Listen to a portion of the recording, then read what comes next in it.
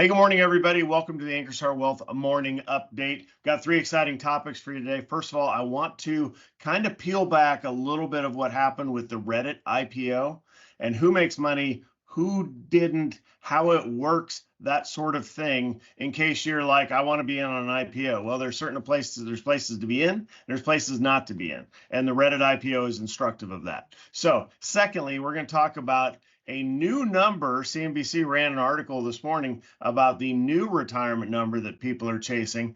And I think most people have kind of fall under the phrase of, $1 million isn't what it used to be. So depending on where you are on the scale, right? You may hear this at like 18 and go, $1 million is all the money in the world. You may be a little older than that and think, okay, yeah, well, first million, right?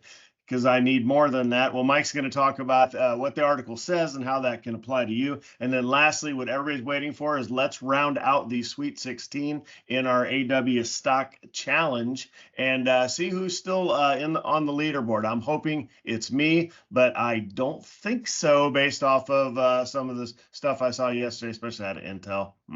All right, let's share out a screen from me. Let's talk about that Reddit IPO. As a reminder, going left to right, down here on the 19th, I'm trying to make that highlight here, but it's not working. But down here is when they had the IPO. Now, when you hear of and saying you like, you say you love Reddit and, Hello Kitty and all the other folks that end up, being superstars on Reddit, you're like, I want to invest in this thing. And you hear about the IPO and you call me up and say, hey, I want to get in on the IPO. Well, that's a whole nother trail, is getting into the pre-IPO pricing. So $34. So first of all, let's go back to the 18th of March here. So before that, so when Reddit comes out, Reddit, the company, says they have to file for this IPO, then they hire investment banks and they go all over the world and do this roadshow, right? And they pre-sell all these shares because let's see how many there are.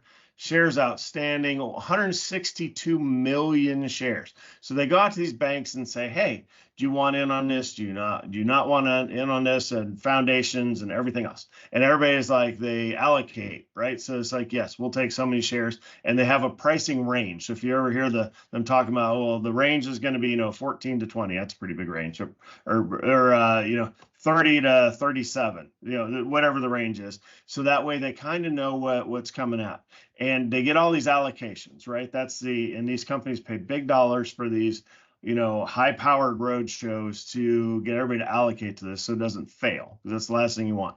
And they try to price it such that everybody who buys shares ahead of time is going to make money. So you're going to be instantly up if you're in pre-IPO. That's how they try to design it, right? And then they want it also low enough to where people that buy in the first day, the retail folks that log in and see RDDT trading can buy, they also have the opportunity to make money. So, I mean, we're talking some pretty high power brain work to try to figure out what is the perfect answer. Well, so they go on these probably several month roadshow, at least 2 months. They get all the shares. They finally pick a date, which is March 19th, and they say the day prior or sometimes the morning of that the IPO price is 34. Now, when you hear IPO, CNBC, boom, there it is. I've been staring at it all day. All right, $34, I'm ready to go.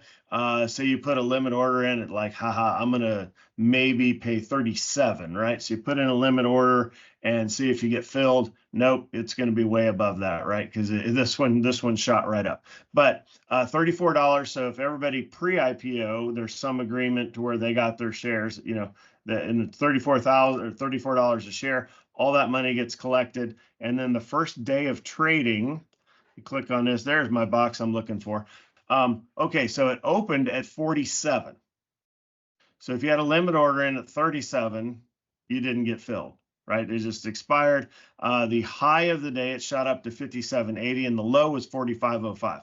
So unless you had an open limit order in for 510 or 06 or whatever, you would not have, and left it open all day, you did not get filled that day. Now, if you want to wear the rookie jersey, the new person in the locker room jersey, go ahead and put in a big fat market order on day one for an IPO and see where you get filled. Yeah, good news.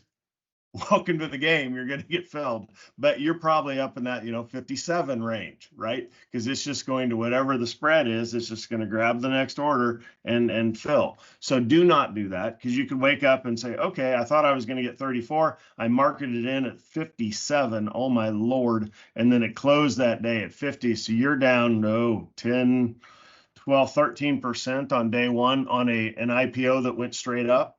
And you're like, yeah, how the heck did that happen? Well, that's exactly how that happened. So don't do those things. Or you can take a breath and wait for the IPO. So notice that everybody, the current price is 48. So what happened? Here's the day one trading, then it sells off a little bit for a couple of days, gets some more action, goes all the way up, touches 67.71.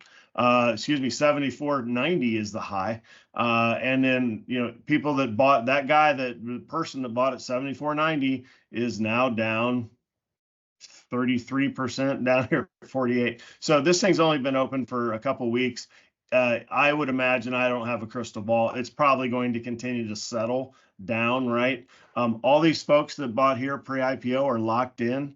There'll be I'm blanking on the term, not an expiration date, but a date that once that goes past 3, 6, 9 months before they can sell.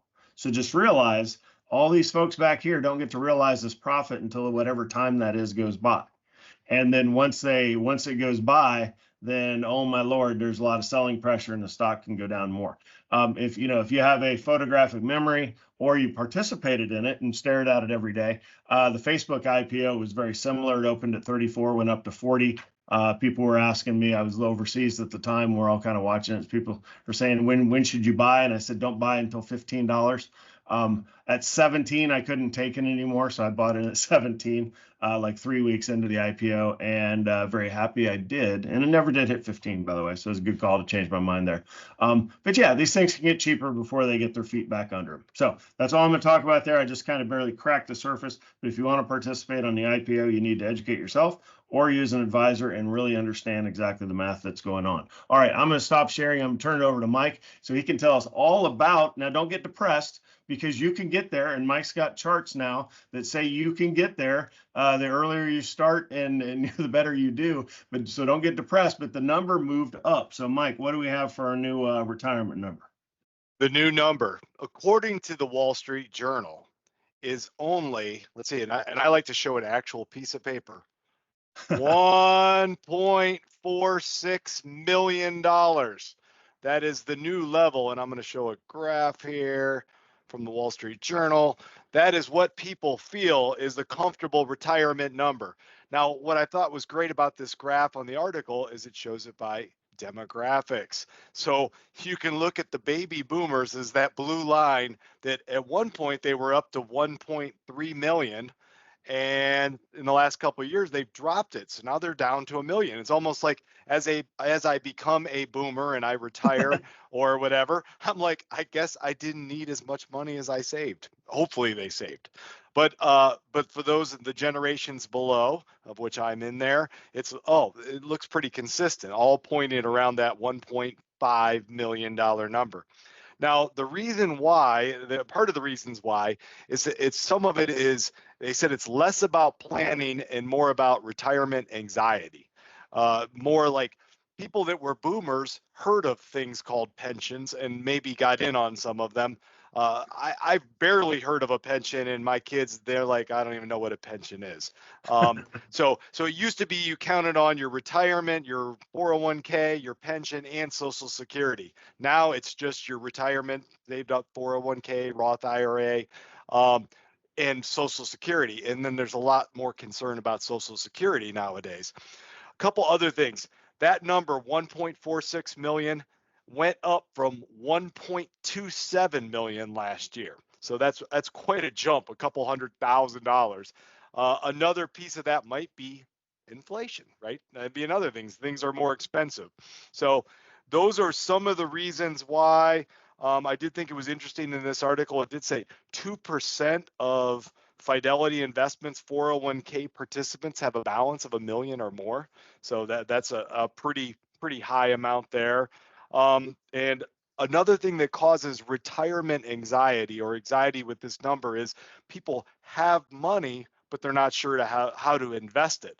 And that's where, hey, we'll give a plug for Ankerstar Wealth. We will help you how to invest it. So if you're finding yourself in that boat, please let us know.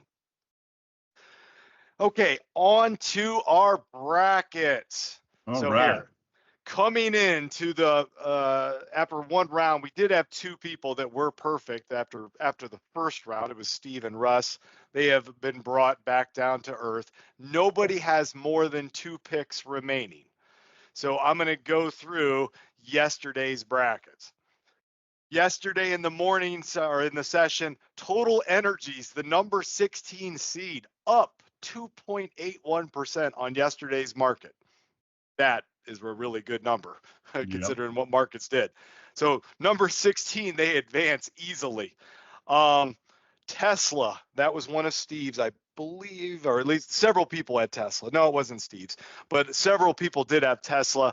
They were down 4.9% on missed deliveries. So Procter & Gamble, who just barely broke even yesterday, down 0.01%, easily advanced.